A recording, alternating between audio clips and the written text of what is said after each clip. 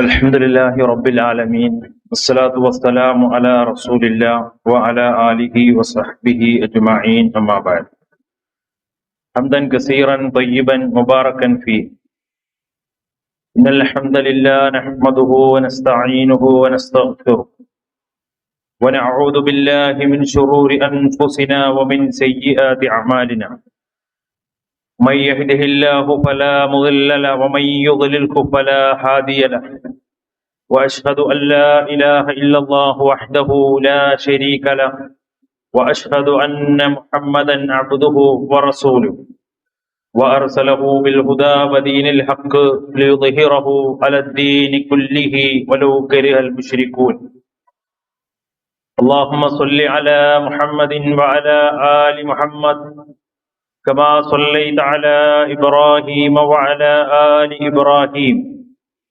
وبارك على محمد وعلى آل محمد كما باركت على إبراهيم وعلى آل إبراهيم إنك حميد مجيد أما بعد فإن خير الحديث كتاب الله خير الهدي هدي محمد صلى الله عليه وسلم وشر الأمور محدثاتها وكل محدثة بدعة وكل بدعة ضلالة وكل ضلالة في النار أعوذ بالله من الشيطان الرجيم بسم الله الرحمن الرحيم يا أيها الذين آمنوا اتقوا الله حق تقاته ولا تموتن إلا وأنتم مسلمون أعوذ بالله من الشيطان الرجيم يا أيها الناس اتقوا ربكم الذي خلقكم من نفس واحدة وخلق منها زوجها وبث منهما رجالا كثيرا ونساء واتقوا الله الذي تساءلون به والأرحام إن الله كان عليكم رقيبا أعوذ بالله من الشيطان الرجيم يا أيها الذين آمنوا اتقوا الله وقولوا قولا سديدا يصلح لكم أعمالكم ويغفر لكم ذنوبكم ومن يطع الله ورسوله فقد فاز فوزا عظيما أعوذ بالله من الشيطان الرجيم بسم الله الرحمن الرحيم أم حسبتم أن تدخلوا الجنة ولما يعلم الله الذين جاهدوا منكم ويعلم الصابرين സ്നേഹാദരണീയരായ സത്യവിശ്വാസികളെ സത്യവിശ്വാസിനികളെ, പ്രപഞ്ച സൃഷ്ടാവും സർവ്വലോക സംരക്ഷകനും നിയന്താവുമായ അല്ലാഹു സുബ്ഹാനഹു തആലയുടെ എല്ലാവിധ കൽപ്പനകളും നിർദ്ദേശങ്ങളും ജീവിതത്തിന്റെ എല്ലാ മേഖലകളിലും കഴിവിന്റെ പരമാവധി കാത്തു സൂക്ഷിച്ചുകൊണ്ട് പാലിച്ചുകൊണ്ട് ജീവിക്കണമേ എന്ന് ആദ്യമായി എന്നോടെന്ന പോലെ ഏവരെയും ഉണർത്തുകയാണ്, വസിയത്ത് ചെയ്യുകയാണ്. അപ്രകാരം ഈ ചുരുങ്ങിയ കാലയളവ് ജീവിതത്തിൽ അള്ളാഹുവിനെ സൂക്ഷിച്ച് ഭയപ്പെട്ട് ജീവിക്കുന്ന മുത്തഖീങ്ങളിൽ അള്ളാഹു നമ്മെ എല്ലാവരെയും ഉൾപ്പെടുത്തി അനുഗ്രഹിക്കുമാറാകട്ടെ. ജീവിതത്തിൽ പരിശുദ്ധ ഖുർആനും പ്രവാചകൻ സല്ലല്ലാഹു അലൈഹി വസല്ലമയുടെ തിരുചര്യകളും ഇത്തിബാ ചെയ്ത് ജീവിക്കുന്ന മുത്തഖീങ്ങളിൽ അള്ളാഹു നമ്മെ എല്ലാവരെയും ഉൾപ്പെടുത്തി അനുഗ്രഹിക്കുമാറാകട്ടെ.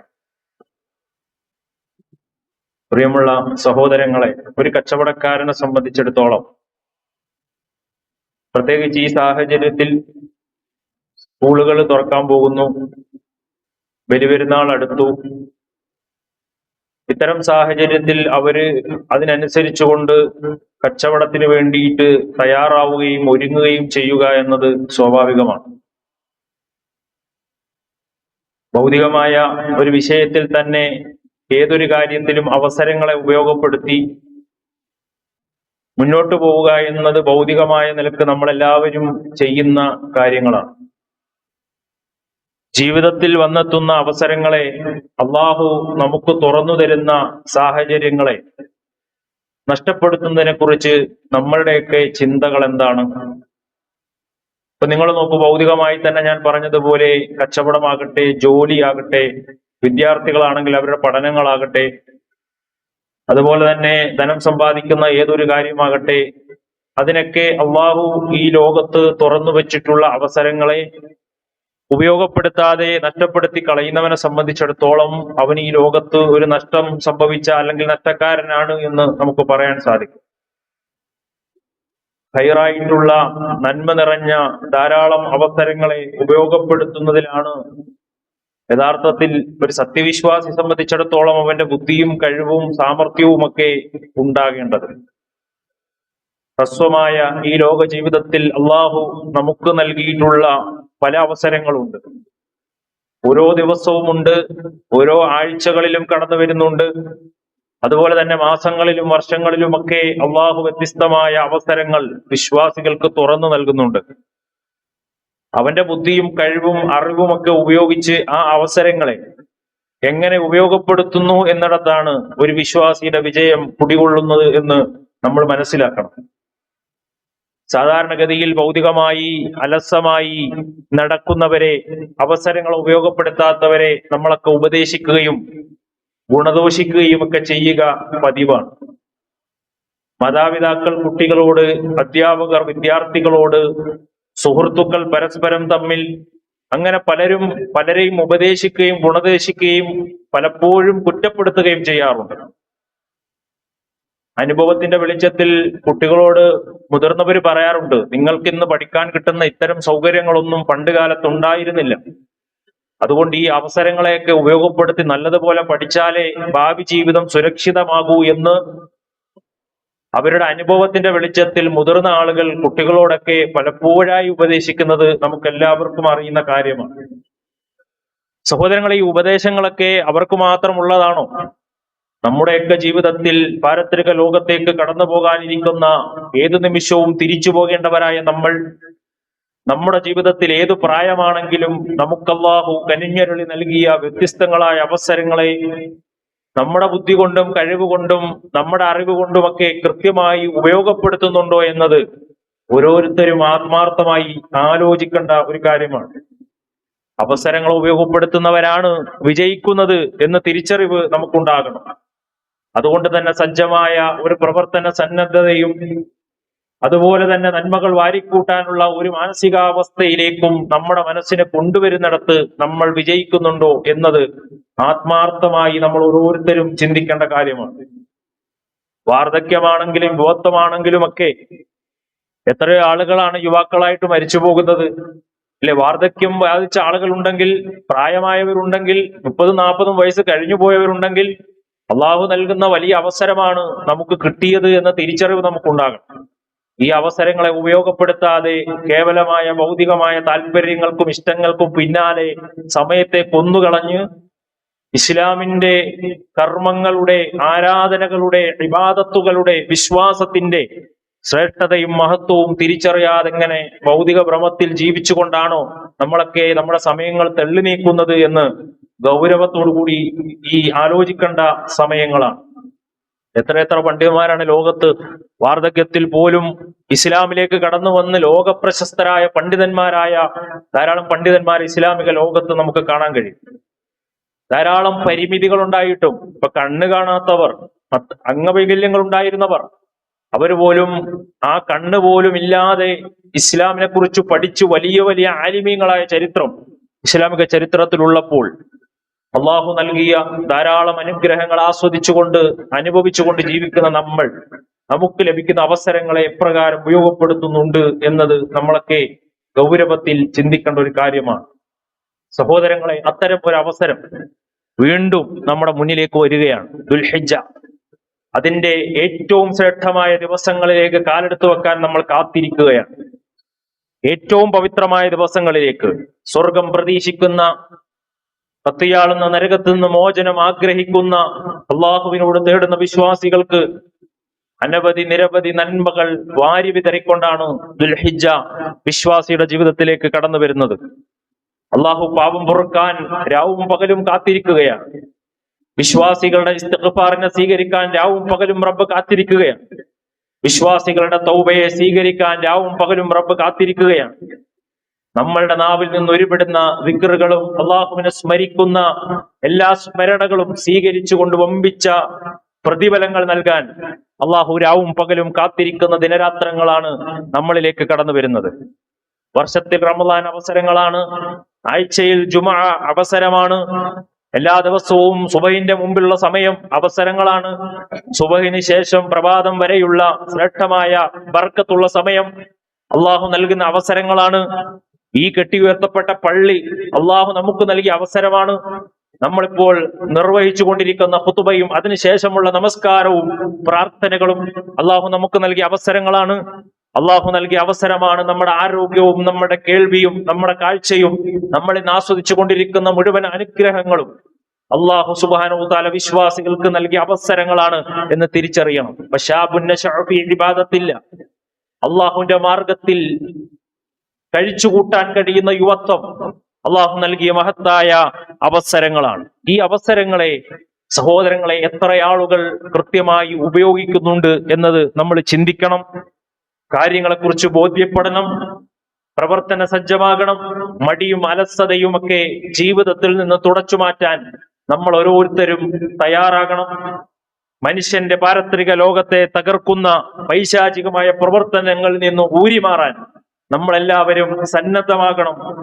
എങ്കിൽ മാത്രമേ ദുനിയാവും ആഖിറവും വിജയിച്ചവരുടെ കൂട്ടത്തിൽ നമുക്ക് പെടാൻ സാധിക്കുകയുള്ളൂ എന്ന തിരിച്ചറിവ് നമുക്കുണ്ടാകണം. ഏതൊരു കാര്യവും ജീവിതത്തിൽ നേടിയെടുക്കണമെങ്കിൽ അതിന് അധ്വാന പരിശ്രമങ്ങൾ അത്യാവശ്യമാണ്. വെറുതെ അങ്ങ് നേടാമെന്നും വെറുതെ അങ്ങ് കിട്ടുമെന്നും അല്ലെ ചിലരങ്ങനെ പണം സമ്പാദിക്കും, വെറുതെ പണം കിട്ടണം അങ്ങനെ ആഗ്രഹിക്കുന്നവരുണ്ട്. ഒരു ജോലിയും ചെയ്യില്ല, ഒരു പണിയെടുക്കില്ല, അധ്വാനിക്കുകയില്ല, വെറുതെ സ്വർഗം. ഇങ്ങനെ മുസ്ലിമായി ജീവിച്ച് ഒരു മുസ്ലിം മാതാപിതാക്കൾക്ക് ജനിച്ച് മഹലിൽ പേരുണ്ട്, അതുകൊണ്ട് ഇങ്ങനെയൊക്കെ ജീവിച്ച് ഇവിടത്തെ എല്ലാ ആസ്വാദനങ്ങളും ആസ്വദിച്ച് ഇപ്പോൾ പോകുന്നത് പോലെ ഇങ്ങനെ പോയി അങ്ങ് സ്വർഗം അള്ളാഹു നൽകും എന്നൊക്കെ ആശ്വസിക്കുന്നവരുമുണ്ട്. അള്ളാഹ് പരിശുദ്ധ ഖുർആനിൽ അവർക്ക് കൊടുക്കുന്ന ഒരു മറുപടിയുണ്ട്. നിങ്ങൾ വിചാരിക്കുകയാണോ വെറുതെ അങ്ങ് സ്വർഗത്തിലേക്ക് പ്രവേശിക്കാമെന്ന്? സ്വർഗം ത്യാഗം കൊണ്ട് വലയം ചെയ്യപ്പെട്ടതാണ്. അതുകൊണ്ട് തന്നെ കഠിനമായ പരിശ്രമം, ക്ഷമയുടെ രംഗത്ത്, ഇബാദത്തുകളുടെ രംഗത്ത്, ജീവിതത്തിന്റെ വ്യത്യസ്തമായ മേഖലകളിൽ കഠിനമായ പരിശ്രമങ്ങളും അധ്വാനവും ആ സ്വർഗം നേടിയെടുക്കാൻ അത്യാവശ്യമാണെന്ന് ഓരോരുത്തരും മനസ്സിലാക്കണം. അതിന് അല്പം ത്യാഗം ചെയ്യാനുള്ള സന്നദ്ധത നമുക്കുണ്ടാകണം. എങ്കിലേ സ്വർഗം കരസ്ഥമാക്കാൻ കഴിയുകയുള്ളൂ. അതിന് കർമ്മങ്ങൾ ചെയ്യാനുള്ള വളരെ കുറച്ചു കാലമാണ് നമുക്ക് അള്ളാഹു ഈ ദുനിയാവിൽ നൽകിയിട്ടുള്ളത്. വളരെ കുറച്ചു കാലം. അതിന്റെ ഇടയിൽ എപ്പോഴാണ് മരണം നമ്മുടെ മുന്നിലേക്ക് കടന്നു വരിക എന്ന് പറയാൻ കഴിയില്ല. അതിന്റെ മുന്നേ ഒരുങ്ങാൻ, അതിനു മുന്നേ നമ്മൾ സന്നദ്ധമാകാൻ, അതിനു മുന്നേ ആ സ്വർഗത്തെ പ്രതീക്ഷിച്ച് കർമ്മനിരതരായി കർമ്മപഥത്തിൽ കാലിടറാതെ മുന്നോട്ട് പോകാൻ നമ്മൾ ഓരോരുത്തരും തയ്യാറാകേണ്ടതുണ്ട്. അതിനുള്ള വലിയ അവസരങ്ങൾ അല്ലാഹു നമുക്ക് നൽകുകയാണ്. ജീവിതത്തിൽ വ്യത്യസ്തങ്ങളായ സ്വപ്നങ്ങളും പദ്ധതികളും ഒക്കെയായിട്ട് നമ്മളിങ്ങനെ ജീവിച്ചു കൊണ്ടിരിക്കുകയാണ് അല്ലെ. വീട് പണി പൂർത്തിയാക്കണം, മക്കളുടെ വിവാഹം കഴിയണം, മക്കൾ പഠിച്ച് ഉന്നതമായ ജോലിയിലെത്തണം. ഇങ്ങനെ നൂറായിരം സ്വപ്നങ്ങളും പദ്ധതികളും ലക്ഷ്യങ്ങളുമായി നമ്മൾ ഓരോരുത്തരും ഈ ദുനിയാവിൽ ഇങ്ങനെ മുന്നോട്ട് പോയിക്കൊണ്ടിരിക്കുന്നു, ജീവിച്ചു കൊണ്ടിരിക്കുന്നു.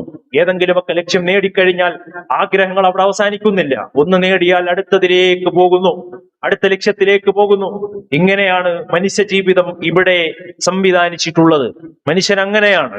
എവിടെയും അവന്റെ ആഗ്രഹങ്ങളും സ്വപ്നങ്ങളും അവസാനിക്കുന്നില്ല ദുനിയാവിൽ. ഇതിന്റെ ഇടയിൽ ആരോടും ചോദിക്കാതെ മരണം ഒരു ഫുൾ സ്റ്റോപ്പ് ഇട്ട് നമ്മുടെ ജീവിതത്തിലേക്ക് നമ്മളെ കടത്തിക്കൊണ്ടുപോകാൻ ആ വാഹനം കടന്നു വരും എന്ന ഓർമ്മ ഉണ്ടാകണം.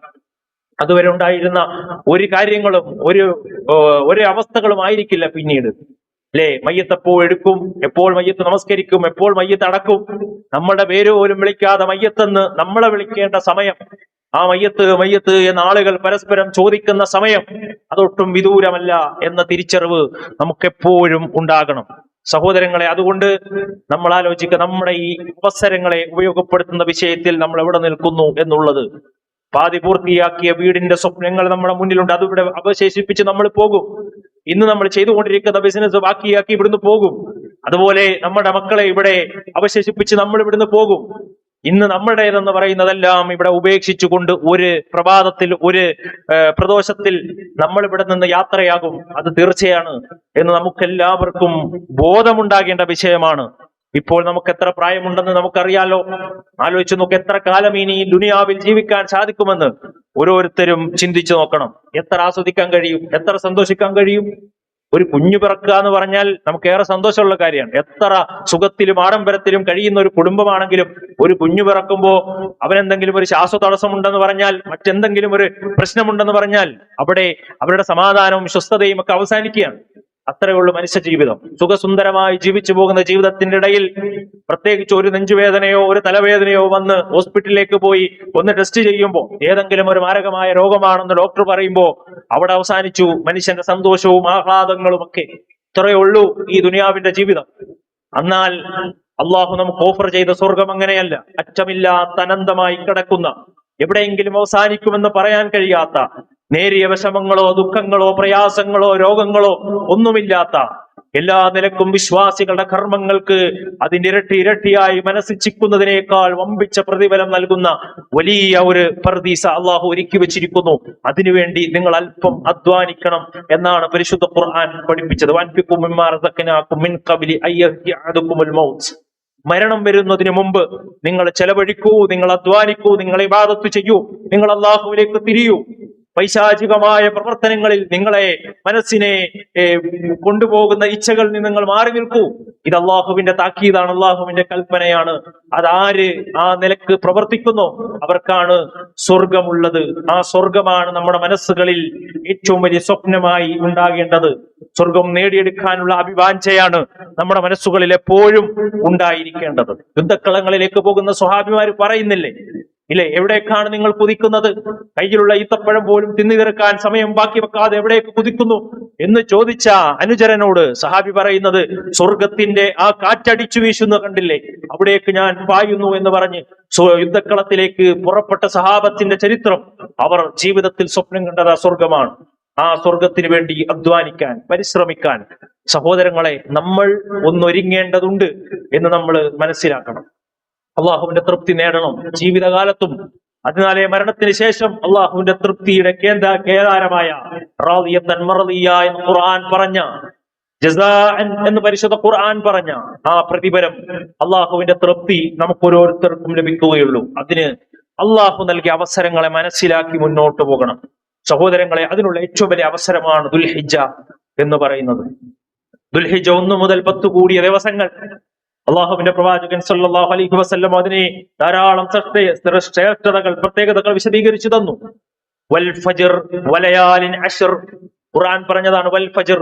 അള്ളാഹു ഏതെങ്കിലും ഒരു സൃഷ്ടിയെ, അള്ളാഹു മാത്രമാണ് അള്ളാഹ് മാത്രമാണ് അങ്ങനെ സത്യം ചെയ്യുക. സൃഷ്ടികൾക്ക് അള്ളാഹിനെ അല്ലാതെ മറ്റാരെയും കൊണ്ട് ഒരു സൃഷ്ടിയെയും ഒരു പടപ്പുകളെയും വിളിച്ച് സത്യം ചെയ്യാൻ പാടില്ല എന്നത് അള്ളാഹു പഠിപ്പിച്ച കാര്യമാണ്. അള്ളാഹുവിനെ കൊണ്ട് മാത്രമേ വിശ്വാസികൾക്ക് സത്യം ചെയ്യാൻ പാടുള്ളൂ.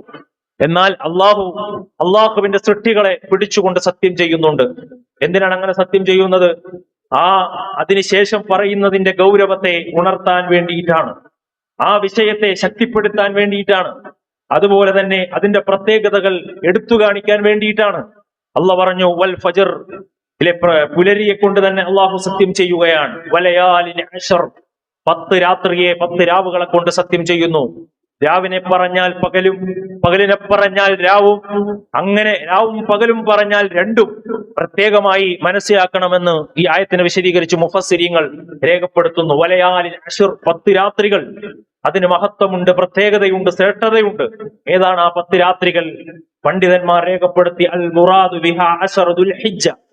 ആ 10 രാത്രികൾ എന്ന് പറഞ്ഞാൽ, 10 ദിനരാത്രങ്ങൾ എന്ന് പറഞ്ഞാൽ അത് ദുൽഹിജ്ജയിലെ 10 ദിവസങ്ങളാണ് എന്ന് ധാരാളം പണ്ഡിതന്മാർ, ഇബ്നു അബ്ബാസ് വസുബൈർ മുജാഹിദ് വഗൈരിഹിം, ധാരാളം ഉലമാക്കൾ, മുഫസ്സിരീങ്ങൾ രേഖപ്പെടുത്തിയതായി നമുക്ക് കാണാൻ സാധിക്കും. അത്രയും ശ്രേഷ്ഠമായ ഖുർആൻ അള്ളാഹു സത്യം ചെയ്തു പറഞ്ഞ, ശ്രേഷ്ഠമെന്ന് പറഞ്ഞ ദിവസങ്ങൾ അത് നമ്മുടെ മുന്നിലേക്ക് വരികയാണ്.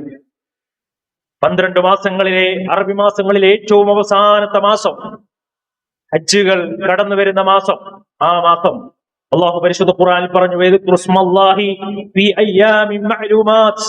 അള്ളാഹു എണ്ണപ്പെട്ട, അറിയപ്പെട്ട, അള്ളാഹുവിനെ ഓർക്കാൻ വേണ്ടി അറിയപ്പെട്ട ദിവസങ്ങൾ എന്ന് ഖുർആൻ ആ ദിവസത്തെ ഓർമ്മപ്പെടുത്തിയതായി കാണാൻ കഴിയും. അയ്യാമുൽ മഅലൂമാത്ത് എന്ന് പറഞ്ഞാൽ അയ്യാമുൽ അശ്ർ, ഒന്നുകൂടി ദുൽഹിജ്ജയിലെ 10 ദിവസങ്ങളാണ്. അള്ളാഹുവിന്റെ പ്രവാചകൻ സല്ലല്ലാഹു അലൈഹി വസല്ലം പറഞ്ഞു, ഇബ്നു അബ്ബാസ് റളിയല്ലാഹു അൻഹു റിപ്പോർട്ട് ചെയ്യുന്ന ഹദീസാണ്, قال رسول الله ما من ايام العمل الصالح فيما احب الى الله من هذه الايام. അള്ളാഹുവിന് ദുനിയാവിൽ സൽക്കർമ്മങ്ങൾ ചെയ്യുന്നതിൽ ഈ 10 ദിവസങ്ങളെ പോലെ ഇഷ്ടമുള്ള മറ്റൊരു ദിവസങ്ങളില്ല എന്ന് റസൂലുള്ളാഹി സ്വല്ലല്ലാഹി അലൈഹി വസല്ലം. അള്ളാഹ്ക്ക് ദുനിയാവിലെ ഏറ്റവും ഇഷ്ടപ്പെട്ട ഒരു വിശ്വാസി ഇബാദത്ത് ചെയ്യുന്നതിൽ ഏറ്റവും ഇഷ്ടപ്പെട്ട ദിവസങ്ങൾ ഏതാണ്? അയ്യാമുൽ അശ്ർ എന്ന് റസൂലുള്ളാഹി സ്വല്ലല്ലാഹി അലൈഹി വസല്ലം. ദുൽഹിജ്ജയിലെ 1 മുതൽ 10 വരെയുള്ള ദിവസങ്ങളാണ് എന്ന്. സഹാബിമാര് ചോദിച്ചു, യാ റസൂലല്ലാഹ് വലൽ ജിഹാദു ഫീ സബീലില്ലാഹ്, അള്ളാഹുവിന്റെ മാർഗത്തിലേക്ക് പോരാട്ട ഭൂമിയിലേക്ക് ഇറങ്ങുന്ന ആ യുദ്ധത്തിന് പോകുന്നതിനേക്കാൾ ശ്രേഷ്ഠമാണോ? റസൂലുള്ളാഹി പറഞ്ഞു, ഖാല വലൽ ജിഹാദു ഫീ സബീലില്ലാഹ്, അതെ, ജിഹാദിനേക്കാൾ പ്രതിഫലമുണ്ട് നിങ്ങൾ ഈ ദുൽഹിജ്ജയിലെ ആദ്യത്തെ 10 ദിവസം ചെയ്യുന്ന ദിക്റുകൾക്ക്, ദുആകൾക്ക്, നമസ്കാരങ്ങൾക്ക്, നോമ്പുകൾക്ക്, മറ്റ് പുണ്യപ്രവർത്തനങ്ങൾക്കെല്ലാം ജിഹാദിനേക്കാൾ പ്രതിഫലം കിട്ടുമെന്ന് റസൂലുള്ളാഹി സ്വല്ലല്ലാഹു അലൈഹി വസല്ലം. ഇല്ലാ റജുലുൻ ഖറജ ബിനഫ്സിഹി വമാലിഹി വലം യർജിഉ മിൻ ദാലിക ഷൈഅൻ. പ്രവാചകൻ സല്ലല്ലാഹു അലൈഹി വസല്ലം പറഞ്ഞു, ഒരാൾ യുദ്ധത്തിന് പോയി അയാളുടെ സമ്പത്തും ശരീരവും എല്ലാം അവിടെ ഷഹീദായി, സമ്പത്തും എല്ലാം ചെലവാക്കി പോയി, ആ ഒരു മനുഷ്യൻ ഒഴികെ എന്ന് റസൂലുള്ളാഹ്.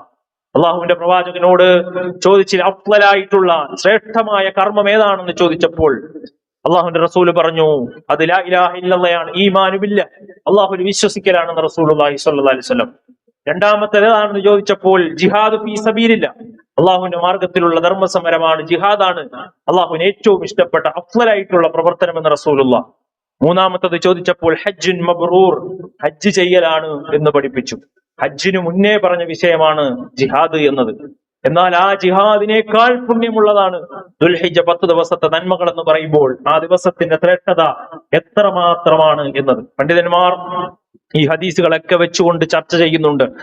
റമദാനിന്റെ പകലിനേക്കാൾ ശ്രേഷ്ഠമാണ് ദുൽഹിജ്ജയിലെ പകലുകളെന്ന് പണ്ഡിതന്മാർ പറഞ്ഞിട്ടുണ്ട്. 1000 ദിനങ്ങൾ പോലെയാണ് ഈ ദുൽഹിജ്ജയിലെ ദിനങ്ങളെന്ന് മഹാരഥന്മാരായ ഇമാം ഔസാഇയെ പോലെയുള്ള പണ്ഡിതന്മാർ പറഞ്ഞു. ഇമാം അനസ് റളിയല്ലാഹു അൻഹു പറയുന്നുണ്ട്, ശ്രേഷ്ഠതയുടെ കാര്യത്തിൽ 1000 ദിവസങ്ങളുടെ ശ്രേഷ്ഠതയാണ്.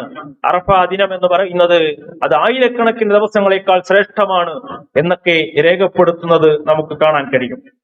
ഈ ദുൽഹിജ്ജയിലെ പകലുകളിൽ നോമ്പെടുക്കുകയും രാത്രി കാത്തിരിക്കുകയും യുദ്ധം ചെയ്തതിനുമൊക്കെ തുല്യമാണ് ഈ ദുൽഹിജ്ജയിലെ പ്രവർത്തനങ്ങൾക്ക് അള്ളാഹു നൽകുന്നത് എന്ന് മഹാനായ ഇമാം ഔസാഇ പോലെയുള്ള പണ്ഡിതന്മാർ രേഖപ്പെടുത്തുന്നത് കാണാൻ കഴിയും. അള്ളാഹുവിന് ഏറ്റവും മഹത്തരമായ, അള്ളാഹുവിന്റെ അടുത്ത്, റബ്ബിന്റെ അടുത്ത് ഏറ്റവും ശ്രേഷ്ഠമായ ദിനങ്ങൾ ഏതാണ്? റസൂലുള്ളാഹി പറഞ്ഞു, മാ മിൻ അയ്യാമിൻ അലമു ഇൻദല്ലാഹി വലാ അഹബ്ബു ഇലൈഹി മിൻ അമലി ഫീഹിന്ന മിൻ ഹാദിഹിൽ അയ്യാമുൽ അശ്ർ. അള്ളാഹുവിന്റെ അടുത്ത് അള്ളമായിട്ടുള്ള ദിവസങ്ങൾ, ഏറ്റവും ശ്രേഷ്ഠമായിട്ടുള്ള ദിവസം ദുനിയാവിൽ ഏതാണ്? അത് അയ്യാമുൽ അശ്ർ, ദുൽഹിജ്ജ 1 മുതൽ 10 വരെയുള്ള ദിവസങ്ങളാണ് എന്ന് റസൂലുള്ളാഹി. കാരണം എന്താണ്? അല്ലാഹുവിന്റെ റസൂൽ സല്ലല്ലാഹു അലൈഹി വസല്ലം പറഞ്ഞ ഹദീസിനെ വിശദീകരിച്ചുകൊണ്ട് ഇബ്നു ഹജർ അസ്ഖലാനി റഹിമഹുല്ലാഹ് ഫത്ഹുൽ ബാരിയിൽ പറയുന്നുണ്ട്, അല്ലദി യൽഹറു അന്ന സബബ്, ഈ പ്രതിഫലങ്ങളൊക്കെ ഇത്രയും കാരണമുള്ള കാര്യം ഫി ഇംദിയാദി അശ്ർ ദുൽഹിജ്ജ ലമഖാനുൽ ഇജ്തിമാഇ ഉമ്മഹാത്തുൽ ഇബാദാത്ത്, എല്ലാ ഇബാദത്തുകളും യോജിക്കുന്ന ദിവസങ്ങൾ ദുനിയാവിൽ ഈ ദുൽഹിജ്ജ 10 പോലെ മറ്റൊരു ദിവസങ്ങളുമില്ല, റമദാനിലുമില്ല എന്നതാണ്.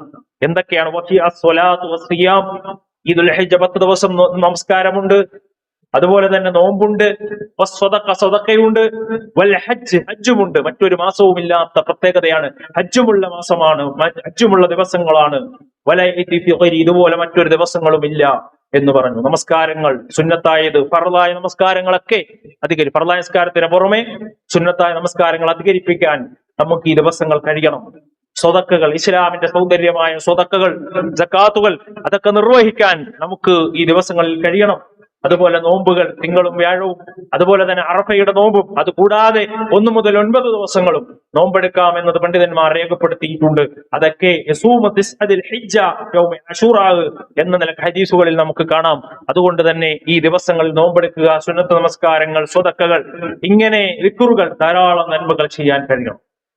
അള്ളാഹു നരകത്തിൽ നിന്ന് ഏറ്റവും കൂടുതൽ ആളുകളെ മോചിപ്പിക്കുന്ന ഒരു ദിവസം, നരകവാസികൾ അതിൽ നിന്ന് എങ്ങനെയെങ്കിലും കരകയറണമെന്ന് ആഗ്രഹിക്കുന്ന ആ നരകവാസികളെ ഏറ്റവും കൂടുതൽ സ്വർഗ ലോകത്തേക്ക് പ്രവേശിപ്പിക്കുന്ന, നരകത്തിൽ നിന്ന് മോചിപ്പിക്കുന്ന ദിവസം അതേതാണ്? മാമിൻ യൗമിൻ അക്സറു മിൻ അയ്യുഅതിക അല്ലാഹു ഫീഹി അബ്ദൻ മിനൻ നാർ മിൻ യൗമി അറഫ.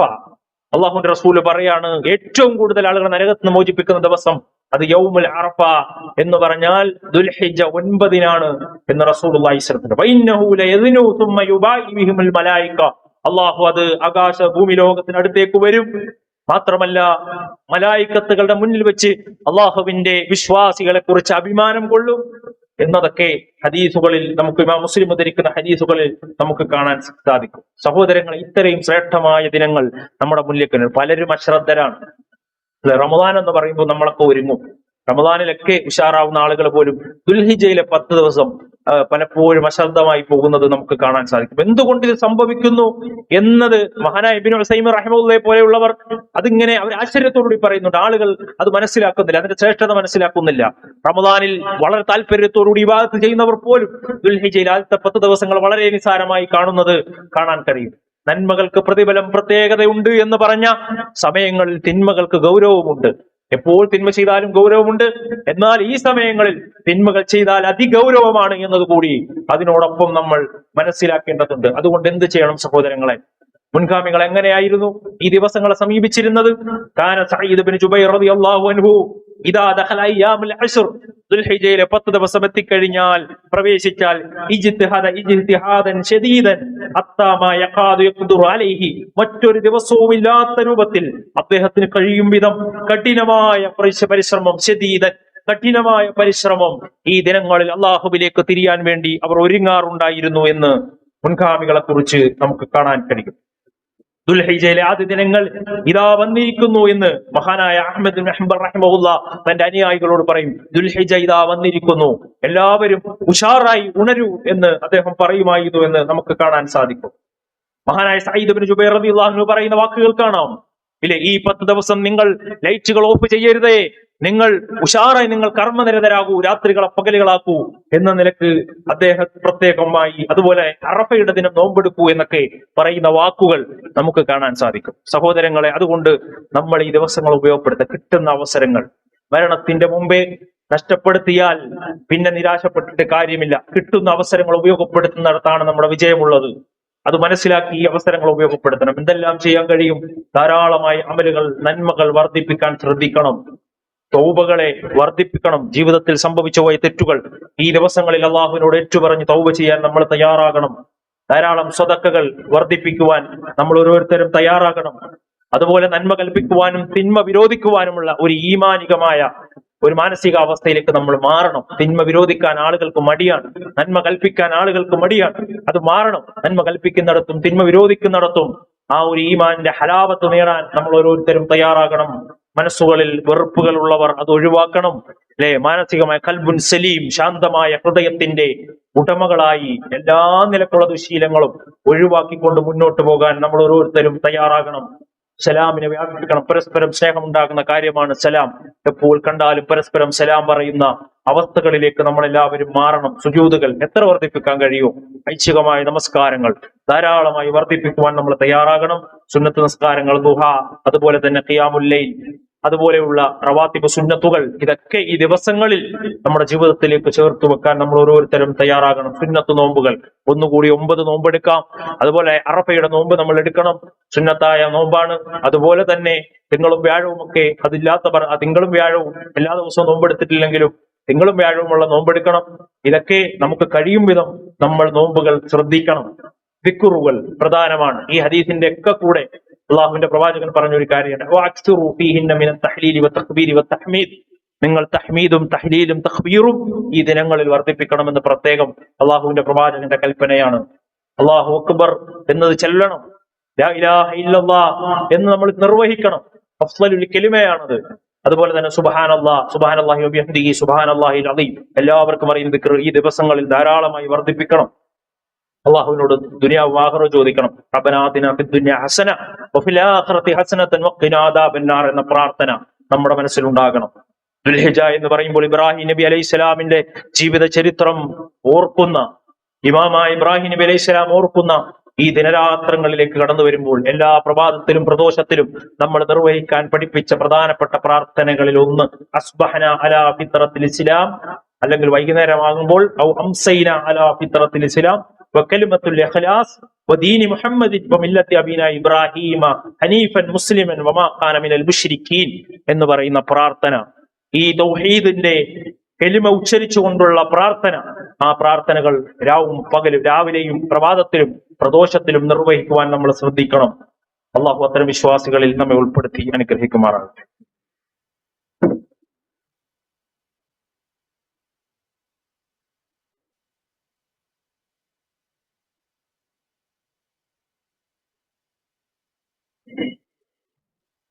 അൽഹംദുലില്ലാഹി റബ്ബിൽ ആലമീൻ വസ്സലാത്തു വസ്സലാമു അലാ റസൂലില്ലാഹി വഅലാ ആലിഹി വസഹ്ബിഹി അജ്മഈൻ അമ്മാ ബഅദ്. സ്നേഹാദരണീയരായ സത്യവിശ്വാസികളെ, സത്യവിശ്വാസിനികളെ, അള്ളാഹുവിന്റെ വിധിവിലക്കുകൾ ജീവിതത്തിന്റെ എല്ലാ മേഖലകളിലും കഴിവിന്റെ പരമാവധി കാത്തു സൂക്ഷിച്ച് പാലിച്ചുകൊണ്ട് ജീവിക്കണമേ എന്ന് എന്നോടെന്ന പോലെ ഏവരെയും ഉണർത്തുകയാണ്, വസിയ്യത്ത് ചെയ്യുകയാണ്.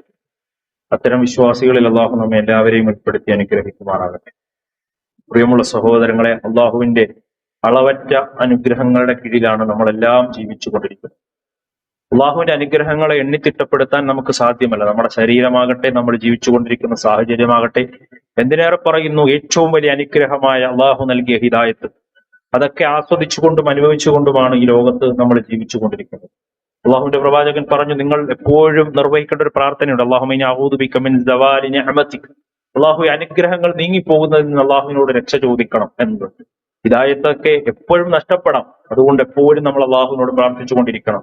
നമ്മുടെ ഈമാൻ നിലനിൽക്കാൻ, പ്രത്യേകമായി ഈ കാലഘട്ടത്തിൽ, ഈ സാഹചര്യത്തിൽ ഈമാനോടുകൂടി മുന്നോട്ട് പോവുക എന്നത് ഏറെ പരിശ്രമമായി മുന്നോട്ട് കൊണ്ടുപോകേണ്ട ഒരു കാര്യമാണ് എന്ന് നമ്മൾ ഓർക്കണം. അള്ളാഹുവിന്റെ അനുഗ്രഹങ്ങൾ, അതിന് നന്ദി കാണിക്കണം. നന്ദി കാണിച്ചില്ല എങ്കിൽ നമ്മൾ ഇത്തരം അള്ളാഹുവിന്റെ അനുഗ്രഹങ്ങൾ നമ്മുടെ ജീവിതത്തിൽ നിന്ന് നീങ്ങിപ്പോകുമെന്നത് നമ്മളെപ്പോഴും ഗൗരവത്തിൽ ഓർക്കേണ്ട കാര്യമാണ്. എണ്ണിത്തിട്ടപ്പെടുത്താൻ കഴിയാത്ത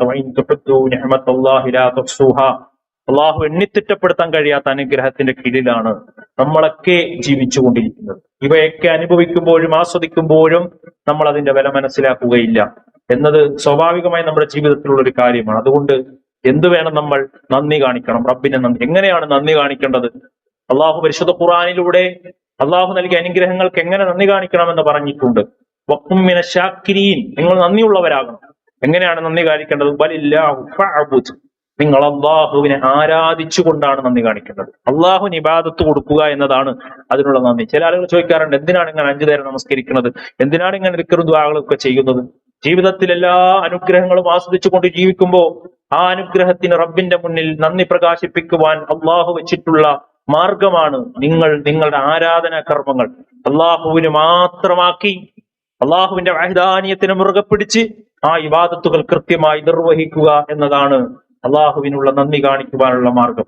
അതിൽ പ്രാർത്ഥനയുണ്ട്, അതിൽ നമസ്കാരമുണ്ട്, അതിൽ നോമ്പുണ്ട്, അതിൽ ബലിയുണ്ട്, പല ഇബാദത്തുകളുമുണ്ട്. അതിൽ ഏറ്റവും ശ്രേഷ്ഠമായ നിങ്ങൾ നിർവഹിക്കുവാൻ, നിങ്ങൾ അള്ളാഹുവിനോട് നന്ദി കാണിക്കുവാൻ അള്ളാഹു നിശ്ചയിച്ചിട്ടുള്ള ഒരു കാര്യമാണ് ബലി നൽകുക എന്ന് പറയുന്നത്. വിവിധ തരത്തിലുള്ള ബലികൾ ഇസ്ലാമിൽ പഠിപ്പിച്ചിട്ടുണ്ട്. അതുമായി ബന്ധപ്പെട്ട് നമ്മൾ അറിഞ്ഞിരിക്കേണ്ട ചില കാര്യങ്ങൾ സൂചിപ്പിക്കുകയാണ്. പരിശുദ്ധ ഖുർആനിൽ അള്ളാഹു പറയുന്നുണ്ട്, ഇന്നാ അഅതൈനാകൽ കൗസർ, അള്ളാഹുവിന്റെ പ്രവാചകന് തീർച്ചയായും നിനക്ക് ധാരാളം നേട്ടങ്ങൾ അത് നൽകിയിട്ടുണ്ട്. അതുകൊണ്ട് എന്ത് ചെയ്യണമെന്നാണ് അള്ളാഹ് പറഞ്ഞത്? ഫസ്വല്ലി, നീ നമസ്കരിക്കണം, അള്ളാഹുവിനോട് നമസ്കരിച്ച് ഇബാദത്ത് ചെയ്ത് നന്ദി കാണിക്കണം. റബ്ബിക വൻഹർ, അതുകൂടെ നിന്റെ റബ്ബിന് നീ അറവ് നടത്തി, ബലി നടത്തി അതിനുള്ള നന്ദി കാണിക്കണം എന്ന് റസൂൽ പരിശുദ്ധ ഖുർആനിൽ അള്ളാഹു സുബ്ഹാനഹു വതആല സൂചിപ്പിച്ചതാണ്. നമസ്കാരത്തോട് ചേർത്ത് പറഞ്ഞൊരു കാര്യമാണ് ബലി നൽകുക എന്നത്. സഹോദരങ്ങളെ, ഉൽഹിയ്യത്തുമായി ബന്ധപ്പെട്ട ചില കാര്യങ്ങൾ, അത് ഏറ്റവും ശ്രേഷ്ഠമായ അള്ളാഹുവിനോട് നന്ദി കാണിക്കാൻ നമുക്ക് നൽകുന്ന ഒരു അവസരമാണെന്ന ബോധ്യത്തോടു കൂടി ആയിരിക്കണം ഇത്തരം കർമ്മത്തിലേക്ക് നമ്മൾ പോകേണ്ടത്. ഒന്നാമത് ശ്രദ്ധിക്കേണ്ടത്, ബലി അള്ളാഹുവിന് മാത്രമായിരിക്കണം. ഏത് ബലിയാണെങ്കിലും അത് ഇന്ന തങ്ങൾക്ക് വേണ്ടി, ഇന്ന ആൾക്ക് വേണ്ടി എന്നൊന്നുമില്ല. അള്ളാഹ്ക്ക് വേണ്ടി മാത്രമേ ബലി നൽകാൻ പാടുള്ളൂ. കാരണം അത് ഇബാദത്താണ്. ആ ഇബാദത്ത് റബ്ബിനുള്ള നന്ദിയാണ്. അത് റബ്ബിന് വേണ്ടി മാത്രമായിരിക്കണം എന്ന് പരിശുദ്ധ ഖുർആൻ നമ്മളോട് പഠിപ്പിക്കുന്ന വളരെ പ്രധാനപ്പെട്ട കാര്യമാണ്. ബലി നൽകുന്നത് കൊണ്ടുള്ള ഉദ്ദേശ ലക്ഷ്യങ്ങൾ എന്തൊക്കെയാണ്, അതിന്റെ നേട്ടങ്ങൾ എന്താണ്? ഒന്ന്, ഞാൻ പറഞ്ഞതുപോലെ നന്ദി കാണിക്കുക എന്നത്. 2, അള്ളാഹുവിന്റെ മുന്നിൽ താഴ്മയും ഭക്തിയും പ്രകടിപ്പിക്കുവാനുള്ള മാർഗമായിട്ടാണ് പരിശുദ്ധ ഖുർആൻ ബലിയെ പരിചയപ്പെടുത്തിയിട്ടുള്ളത്. ഞാനൊരു അടിമയാണ്, നീയാണ് ഉടമ, അതുകൊണ്ട് എനിക്ക് അഹങ്കാരമോ ഇത്തരം കാര്യങ്ങളൊന്നുമില്ല, ഞാൻ വിനയാന്വിതനായ ഒരു അടിമയാണ് എന്ന് റബ്ബിന്റെ മുന്നിൽ സമർപ്പിക്കുക, സമ്മതിക്കുക എന്നതാണ് ബലി കൊണ്ട് ഉദ്ദേശിക്കപ്പെടുന്നത്. അതുപോലെ തന്നെ ബലിമൃഗത്വം എന്ന് പറഞ്ഞാൽ അള്ളാഹുവിന്റെ ചിഹ്നങ്ങളാണ്. മതചിഹ്നങ്ങളാണ് ബലിമൃഗം എന്ന് പറയുന്നത്. അതുകൊണ്ട് തന്നെ അതിനെ ആദരിക്കുകയും അത് നൽകുകയും ചെയ്യുക എന്ന് പറയുന്നത് അത് തഖ്വയുടെ അടയാളമാണ്. അത്തഖ്വ മിൻകും, നിങ്ങൾ നൽകപ്പെടുന്ന ബലിയുടെ ആ മൃഗമോ അല്ലെങ്കിൽ അതിന്റെ രക്തമോ ഒന്നും അള്ളാഹുവിലേക്ക് എത്തുകയില്ല. അതിന്റെ രക്തമോ അതിന്റെ മാംസമോ എന്നും അള്ളാഹുവിന് ആവശ്യമില്ല. മറിച്ച് അത് നൽകുന്നത് കൊണ്ട് റബ്ബിലേക്ക് എത്തുന്നത് എന്താണ്? വലാകിൻ യനാലുഹു തഖ്വ മിൻകും, നിങ്ങളുടെ ഹൃദയത്തിലുള്ള സൂക്ഷ്മത, ഈ അള്ളാഹു നൽകിയ അനുഗ്രഹത്തിന്, അള്ളാഹ് നൽകിയ പണത്തിന്, അള്ളാഹ് നൽകിയ ആരോഗ്യത്തിന്, അള്ളാഹ് നൽകിയ കുടുംബത്തിന് റബ്ബിന് വേണ്ടി കാണിക്കുന്ന നന്ദിയാണ് നിങ്ങൾ ഈ നിർവഹിക്കുന്ന ബലി എന്ന് പരിശുദ്ധ ഖുർആനിൽ അള്ളാഹു സുബ്ഹാനഹു വ തആല പറയുന്നുണ്ട്. അത് നമ്മൾ പ്രത്യേകം ശ്രദ്ധിക്കേണ്ട കാര്യം. ഇന്നഹാ മിൻ തഖ്വൽ ഖുലൂബ്, അള്ളാഹുവിന്റെ ശിആറുകളെ ആദരിക്കുക എന്നത് അത് തഖ്വയുടെ അടയാളമാണ് എന്ന് പരിശുദ്ധ ഖുർആനിൽ അള്ളാഹു സുബ്ഹാനഹു വ തആല പഠിപ്പിക്കുന്നു. അതോടൊപ്പം ദൈവികമായ റബ്ബ് സുബ്ഹാനഹു വ തആലയുടെ കൽപ്പനകൾ സ്വീകരിക്കുന്നതിലൂടെ അള്ളാഹുവിന്റെ ഇഷ്ടവും സാമീപ്യവും നേടിയെടുക്കുക എന്നതാണ്. നമ്മൾ ഒരാളെ ഇഷ്ടപ്പെട്ടാൽ അയാൾക്ക് വേണ്ടി എന്തും നമ്മൾ ചെയ്യും, എത്ര പണവും നമ്മൾ ചെലവഴിക്കും. എന്നാൽ നമ്മൾ ഇഷ്ടം ആഗ്രഹിക്കുന്ന, ഏറ്റവും പ്രധാനപ്പെട്ട, നമ്മൾ ഏറ്റവും കൂടുതൽ സ്നേഹിക്കുന്ന റബ്ബിന്റെ ഇഷ്ടവും സാമീപ്യവും കിട്ടാൻ ഒരു മാർഗമായി അള്ളാഹു നിശ്ചയിച്ച ഒരു കാര്യമാണ് നിങ്ങൾ നൽകുന്ന യഥാർത്ഥത്തിൽ ഉദ്ഹിയ എന്ന് പരിശുദ്ധ ഖുർആനിൽ അള്ളാഹു സുബ്ഹാനഹു വ തആല പറയാണ്. ഇബ്രാഹിം നബി അലൈഹി സ്വലാമയോട് ബലി നൽകാൻ പറഞ്ഞു അല്ലെ? ഇബ്രാഹിം നബി അലൈഹി സ്വലാം എന്താണ് ബലി നൽകാൻ തയ്യാറായതെന്ന് അറിയാലോ. അള്ളാഹു നൽകിയ ആ സന്ദേശം എന്താണ്? എന്ത് ബലി നൽകണമെന്നാണ്? ഏറ്റവും പ്രിയപ്പെട്ട തനിക്ക് ലഭിച്ച ഒരു മകനെയാണ് ബലി നൽകാൻ പറഞ്ഞത്. ആലോചിച്ച് നോക്കൂ, നമ്മുടെ സമ്പാദ്യത്തിൽ നിന്ന് ചെറിയൊരു വിഹിതം എടുക്കാൻ നമ്മളോട് പറഞ്ഞിട്ട് പോലും നമുക്ക് പലർക്കും മടിയാണ്. അള്ളാഹു ഇബ്രാഹിം നബിയോട് കൽപ്പിച്ചത് സ്വന്തം മകനെ ഇറക്കാനാണ്. ഇബ്രാഹിമിനെ റബ്ബിന്റെ കൽപ്പനകൾ ശിരസാ വഹിച്ചുകൊണ്ട് തയ്യാറായി അള്ളാഹു അതിനെ ഏറ്റവും നല്ല നന്ദിപൂർവ്വം സ്വീകരിച്ച ചരിത്രമാണ് പരിശുദ്ധ ഖുർആനിൽ നമുക്ക് കാണാൻ സാധിക്കുന്നത്. പ്രവാചകന്മാരുടെ ചര്യകളെ ജീവിപ്പിക്കുന്നതിന്റെ പ്രതിഫലം കൂടി അതോടുകൂടി നമ്മൾ നേടിയെടുക്കുകയാണ്. ഖാല സുന്നത അബീക്കും ഇബ്രാഹിം അലൈഹിസ്സലാം വഅതിഉല്ലാഹ വഅതിഉർ റസൂൽ, അള്ളാഹുവിനെയും അവന്റെ പ്രവാചകന്മാരെയും അനുസരിക്കുക എന്നതാണ് ഒരു വിശ്വാസി ചെയ്യേണ്ട ബാധ്യത. അതിനുള്ള ആ സുന്നത്ത് ജീവിപ്പിക്കുന്ന മാർഗം കൂടിയാണ് ഉദ്ഹിയ്യത്ത് എന്ന് പറയുന്നത് എന്ന് പരിശുദ്ധ ഖുർആനിൽ അള്ളാഹു ഓർമ്മപ്പെടുത്തി. മാത്രവുമല്ല, അള്ളാഹുവിന് ഏറ്റവും ഇഷ്ടപ്പെട്ട പ്രവൃത്തിയും മഹത്തായ പ്രതിഫലവും കിട്ടുന്ന കാര്യമാണ് ഉദ്ഹിയ്യത്ത് നൽകുകയും അത് ദാനം ചെയ്യുക എന്ന് പറയുന്നത്. ഇതൊക്കെ മനസ്സിലാക്കിക്കൊണ്ടായിരിക്കണം ആ നിലക്ക് നമ്മൾ ഈ കർമ്മത്തിലേക്ക് തിരിക്കാൻ നമ്മൾ ഓരോരുത്തരും നിയ്യത്ത് ചെയ്യേണ്ടത്. ബലിയിറക്കുന്നവർ ശ്രദ്ധിക്കേണ്ട ചില കാര്യങ്ങൾ കൂടി സൂചിപ്പിക്കുകയാണ്. ഒന്ന്, ദുൽഹിജ്ജ 1 മുതൽ പിറ കണ്ടാൽ, അല്ലെങ്കിൽ ദുൽഹിജ്ജ 1 മുതൽ അതുപോലെ 10 വരെ ബലിയിറക്കുന്നത് വരെ മുടിയും നഖവും എടുക്കാൻ പാടില്ല എന്നത് അതിന്റെ ഷർത്താണ്. അത് നമ്മൾ ശ്രദ്ധിക്കണം. അതുകൊണ്ട് ഇപ്പോൾ തന്നെ അത് നിയത്ത് ചെയ്യുന്നവർ അത് പ്രത്യേകം ഓർത്തിരിക്കണമെന്ന് ഓർമ്മപ്പെടുന്നു. ഇദാ റഅയ്തുമുൽ ഹിലാല ദുൽഹിജ്ജ വഅറദ അഹദുക്കും അയ്യുദ്ഹിയ ഫൽയുംസിക് അൻ ശഅരിഹി വളുഫാരിഹി, അവരുടെ രോമങ്ങൾ, അക്ഷരമാകട്ടെ, ഗുഹ്യരോമാകട്ടെ, മുടിയാകട്ടെ, മീശയാകട്ടെ, ഇതൊക്കെ ആ രോമങ്ങൾ ഈ നിയത്ത് ചെയ്തവർ ദുൽഹിജ്ജ തുടങ്ങിയാൽ 1 മുതൽ 10 കൂടി അല്ലെങ്കിൽ ഉദ്ഹിയ അറുക്കുന്നത് വരെ അത് എടുക്കാൻ പാടില്ല എന്നതിന് ഷർത്തായി പഠിപ്പിച്ച ഇമാം മുസ്ലിം ഉദ്ധരിക്കുന്ന ഹദീസാണ്. ഇതിന്റെ മതവിധി, ഉദ്ഹിയത്ത് നൽകുന്നതിന് കുറിച്ച് ധാരാളം പണ്ഡിതന്മാർ ഇത് വാജിബാണെന്ന് പോലും പറഞ്ഞു വെച്ചിട്ടുണ്ട്, നിർബന്ധമാണെന്ന് പോലും പറഞ്ഞു വെച്ചിട്ടുണ്ട്. എന്നാൽ മറ്റ് ഹദീസുകളുടെ അടിസ്ഥാനത്തിൽ പണ്ഡിതന്മാർ പറയുന്നുണ്ട് അതിശക്തമായ സുന്നത്താണ്. കഴിവുള്ളവർ അത് കൊടുക്കണം. കഴിവുണ്ടായിട്ടും അത് കൊടുക്കാത്തവർ നിങ്ങൾ ഈദ് മുസല്ലയിലേക്ക് പോലും വരണ്ട എന്നാണ് റസൂലുള്ളാഹി സ്വല്ലല്ലാഹു അലൈഹി വലാ യഖറബന്ന മുസല്ലാന, നിങ്ങൾ മുസല്ലയിലേക്ക് പോലും വരേണ്ടതില്ല എന്ന് പറയും മാത്രയിൽ ഗൗരവമായി ഓർമ്മപ്പെടുത്തിയ ഒരു ശക്തമായ സുന്നത്താണ് ഉദ്ഹിയത്ത് കൊടുക്കുക. അതുകൊണ്ട് കഴിവുള്ളവരെല്ലാവരും സഹോദരങ്ങളെ ഉദ്ഹിയത്തിൽ പങ്കുചേരണമെന്ന് പ്രത്യേകം ഓർമ്മപ്പെടുത്തുകയാണ്. ഉദ്ഹിയത്ത് കമ്മിറ്റി ഇവിടെ ഉണ്ട്. ഇനി 8 പേർ കൂടെ അവസരമുണ്ട് എന്ന് അറിയിച്ചിട്ടുണ്ട്. 7 പേർക്ക് ഷെയർ കൂടി ചെയ്യാം. അതിൽ കൂടുതൽ ഒരു ഉരുവിൽ ആകാൻ പാടില്ല. ഒരാടിനെയാണെങ്കിൽ ഒരാൾക്ക്, ഒരു കുടുംബത്തിന് വേണ്ടി അറക്കാവുന്നതാണ്. ഈ നിലക്കാണ് അതിനെ നമ്മൾ അറക്കേണ്ടത് എന്ന് കൂടി ഓർമ്മപ്പെടുത്തുകയാണ്. ബലിമൃഗത്തിന്റെ പരിഗണനീയമായ പ്രായത്തെക്കുറിച്ച് ഹദീസുകളിൽ കാണുന്നത്, ഒട്ടകമാണെങ്കിൽ 5 വയസ്സും മാടാണെങ്കിൽ 2 വയസ്സും അതുപോലെ തന്നെ ആടാണെങ്കിൽ 1 വയസ്സും പൂർത്തിയാകണമെന്ന് ഹദീസിൽ കാണാൻ കഴിയും. അതുപോലെ മറ്റൊരു കാര്യം ശ്രദ്ധിക്കാനുള്ളത്, ന്യൂനതകൾ ഉള്ളതാകാൻ പാടില്ല എന്ന് കാണാം. أربع لا تجزئ في الأضاحي العوراء بين عورها والمرض بين مرضها والأرجاء بين. ഹദീസുകളിൽ കാണാം പൂർണ്ണമായും കണ്ണിന്റെ കാഴ്ച നഷ്ടപ്പെട്ടത്, രോഗിയായത്, മുടന്തുള്ളത്, അതുപോലെ തന്നെ മജ്ജയും കുഴുപ്പുമൊക്കെ നഷ്ടപ്പെട്ട ചാവാലി എന്ന രൂപത്തിലുള്ളത്, അങ്ങനെയുള്ളതല്ലാത്ത ഏറ്റവും നല്ല ഉരുക്കളെയാണ് അറക്കേണ്ടത് എന്ന് അതുമായി ബന്ധപ്പെട്ട ഹദീസുകളിൽ നിന്ന് നമുക്ക് മനസ്സിലാക്കാൻ കഴിയും. പശുവിലും ഒട്ടകത്തിലുമൊക്കെ 7 പേർക്ക് പങ്കാളികളാകാം. അതുപോലെ കുടുംബത്തിന് മൊത്തമായി ഒരാടിനെ അറക്കുന്നവർക്ക് അങ്ങനെ അറക്കാം എന്നൊക്കെ ഹദീസുകളിൽ നിന്ന് നമുക്ക് മനസ്സിലാക്കാൻ സാധിക്കും. ഈ നിലക്ക് ആ ഒരു കർമ്മവുമായി എല്ലാവരും പങ്കുചേരണമെന്ന് പ്രത്യേകം ഓർമ്മപ്പെടുത്തുകയാണ്. അല്ലാഹു ആ കർമ്മം നമ്മളിൽ നിന്ന് സ്വീകരിക്കുമാറാകട്ടെ. ഇന്ന് 2-3 കാര്യങ്ങൾ സൂചിപ്പിക്കാനുള്ളത്. ഒന്ന്, പള്ളിപരിപാലന ഫണ്ടാണ്. എല്ലാവരും ഉദാരമായി അള്ളാഹുവിന്റെ ഭവനത്തിന് വേണ്ടി സംഭാവനകൾ നൽകണമെന്ന് ഓർമ്മപ്പെടുത്തുകയാണ്. അള്ളാഹു നമ്മൾ നിന്നെല്ലാം സ്വീകരിക്കുമാറാകട്ടെ.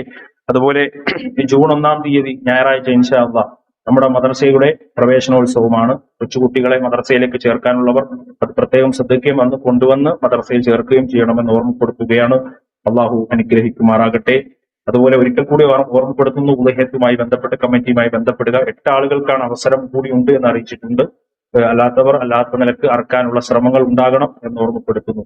അതുപോലെ ലെൻഡ് ഖുർആൻ ക്ലാസുകൾ, എല്ലാവരും ആ ക്ലാസുകൾ ശ്രദ്ധാപൂർവം പഠിക്കുകയും അത് അമാനിമാരുടെ തഫ്സീർ വെച്ച് അത് പഠിക്കണമെന്ന് പ്രത്യേകം ഓർമ്മപ്പെടുത്തുകയാണ്. അള്ളാഹു നമ്മൾ ചെയ്യുന്ന എല്ലാ ഇബാദത്തുകളും സ്വീകരിക്കുമാറാകട്ടെ. എല്ലാ മാരകമായ രോഗങ്ങളിൽ നിന്നും അപകട മരണങ്ങളിൽ നിന്നും നമ്മെ നമ്മുടെ കുടുംബത്തെയും അള്ളാഹു കാത്തിരക്ഷിക്കുമാറാകട്ടെ. സ്വർഗത്തിലേക്ക് കിടക്കുന്ന സത്യവിശ്വാസികൾ അള്ളാഹു നമ്മെ എല്ലാവരെയും ഉൾപ്പെടുത്തി അനുഗ്രഹിക്കുമാറാകട്ടെ. ഫലസ്തീനിൽ പ്രയാസപ്പെടുന്ന സഹോദരങ്ങൾ അള്ളാഹു അവരുടെ കാൽപാദങ്ങളെ ഉറപ്പിച്ചു നിർത്തണേ റഹ്മാനെ.